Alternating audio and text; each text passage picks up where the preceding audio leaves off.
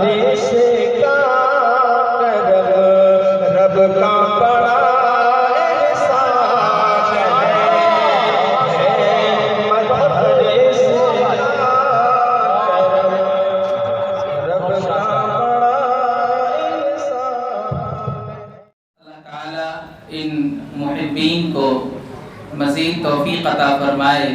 حفاظ کی محبت میں محبین کا مزید اضافہ ہو رہا ہے۔ ایک اور محترم مدرسہ حاضہ کی دیواروں کے سائے میں چل رہا ایک بیکری، ہندوستان بیکری کے آنر ہمارے عزیز حافظ محمد ریحان ابن جناب روح اللہ صاحب سابق مفتیہ شیخ پورہ، ان کی جانب سے ان تمام حفاظ طالب علم کے لیے 100 روپے کا اعلان کیا گیا ہے، اور اس کی نقد رقم قاری افتخار صاحب کے حوالے بھی کر دی گئی ہے۔ انشاءاللہ ان طلباء تک وہ رقم پہنچا دی جائے گی۔ حضرات سامعین، اس سے قبل کے دوسرے خطاب کے لیے ادارہ حاضہ کے قائم مقام محتمم حضرت مولانا محمد شہاب الدین ندوی ازہری کو میں دعوت خطاب دوں، اس سے پہلے مختصر 2 سے 3 منٹ میں ایک تحریر میں آپ کے سماعت کے حوالے کرنا چاہتا ہوں، تاکہ اسی کی پس منظر میں ان کی یہ تقریر ہو سکے۔ عباسیہ دور میں ایک منصور نام کے خلیفہ گزرے ہیں، ان کے پاس ایک صاحب علم تشریف لائے، ان کا نام تھا مقاتل بن سلیمان۔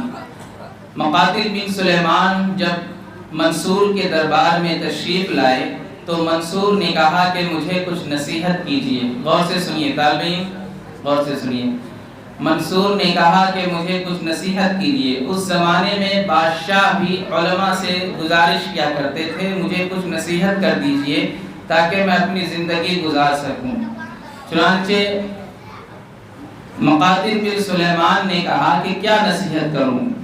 وہ باتیں جو میں نے دیکھی ہے وہ بتاؤں یا جو میں نے نہیں دیکھی ہے وہ بتاؤں؟ تو بادشاہ نے کہا کہ آپ وہ بتائیے جو آپ نے نہیں دیکھا ہے۔ چنانچہ مقاتل بن سلیمان نے کہا منصور سے کہ اے امیر المؤمنین سنیے، عمر بن عبدالعزیز کے 11 بیٹے تھے۔ کتنے بیٹے تھے؟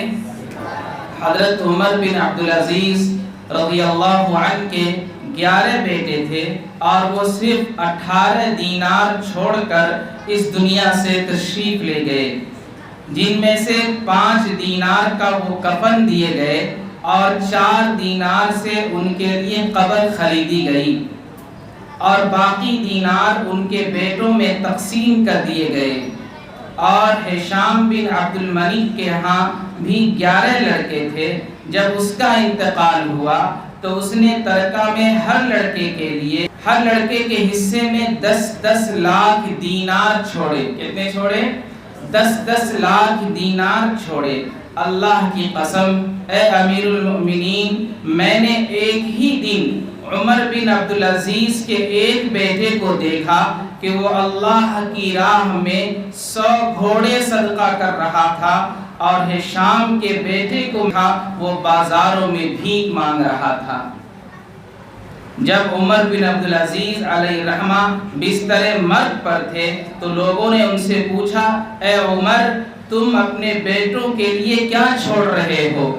انہوں نے فرمایا میں نے ان کے لیے اللہ سبحانہ و تعالی کا تقوی چھوڑا ہے، پس اگر وہ نیکوکار ہوئے اللہ سبحانہ و تعالی نیکوکاروں کا دوست ہے، اور اگر وہ اس کے علاوہ کچھ اور ہوئے تو میں ان کے لیے وہ مال ہرگز نہ چھوڑوں گا جو اللہ کی نافرمانی کے کاموں میں ان کا مددگار بنے۔